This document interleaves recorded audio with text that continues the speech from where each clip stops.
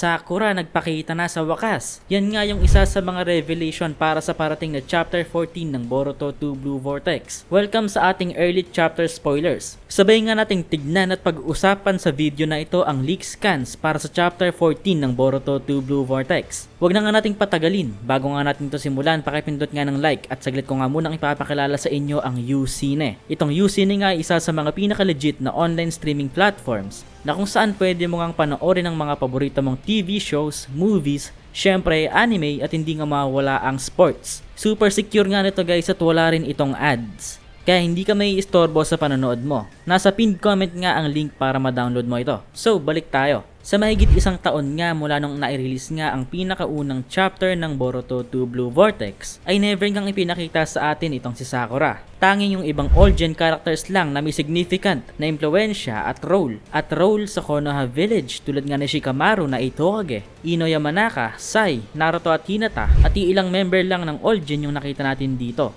Wala nga si Sakura. Pero dito nga sa chapter 14 ay mukhang makikita nga natin itong si Sakura guys. Andito na nga yung pinakaunang leak panel, ang isang scan nga na kung saan makikita nga natin si Sakura. So sabay-sabay nga nating tignan at i-analyze yung mga impormasyon na andito. Simulan nga natin sa bandang itaas. Dito nga ay makikita nga natin si Inojin na mukhang tinutulungan nga dito ni Sakura sa loob ng Konoha Hospital. Makikita nga natin dito guys na napahanga nga itong si Sakura sa ginawang ability ni Himawari na ihil nga yung malaking butas sa katawan ni Inojin. To the point na hindi nga rin makapaniwala si Sakura na talagang nagkaroon o tinagusan nga ni Jura ng spike itong katawan ni Inojin sa chapter 9 kung natatandaan nyo. Ang issue nga lang dito ay hindi nga nagkakaroon ng malay si Inojin.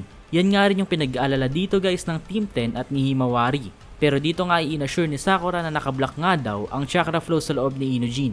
At kapag inayos nga ay tinulungan ito ni Sakura ay eventually nga ay magkakaroon din ng malay si Inojin. Then dito nga ay natuwa at nagkaroon nga ng sigh of relief sa mukha ni Hima. Andito nga rin guys mismo si Ino. Isa nga lang ito guys sa mga panel na makikita nga natin na kung saan nandito nga si Sakura. May chance nga guys na dito natin makikita sa chapter na ito kung ano yung naging reaction ni Sakura 3 years ago matapos ngang ituring na traitor ng Konoha yung kanyang beloved na si Sasuke. At kung apektado nga ba siya ng omnipotence ni Ada na bumaliktad nga sa buhay ni Boruto at Kawaki. At kung maaaring nga ba na sa tulong nga ng kanyang anak na si Sarada ay napaniwala nga rin itong si Sakura na hindi nga traitor talaga si Boruto. Dahil sigurado nga na dahil concern nga noon si Sakura kay Sasuke at sa choices na ginawa ni Sasuke, binigyan nga siguro siya ng comfort at assurance ng kanyang anak na si Sarada upang maisip nga niya at maging positive siya na nasa tama pa rin yung ginawa ni Sasuke. At kung makikita nga natin dito guys, mukhang after 3 years nga ay wala man lang tayong nakitang sign o senyales ng pagtanda sa muka at itsura ni Sakura. Well, hindi pa naman siya totally matanda dahil around 35 to 36 years old pa lang dito si Sakura.